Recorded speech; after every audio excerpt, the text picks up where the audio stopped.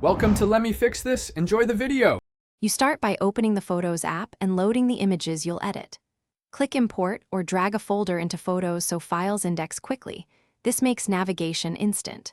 Once done, make sure to duplicate any original files or enable OneDrive backup to preserve originals. You'll be using the Edit icon next. It's faster when your pictures are already organized in a folder. This first step saves time and prevents accidental loss, so don't skip the backup and import routine. You now perform the core edits: crop, adjust, and retouch. Select Edit, choose Crop to lock the aspect ratio and straighten horizons. This frames your subject. Next, tweak light and color sliders, boost exposure slightly, reduce highlights, and increase clarity for midtones, because balanced tones keep detail. Then use the Retouch or Spot Fix tool to remove dust and small objects. Paint gently and preview.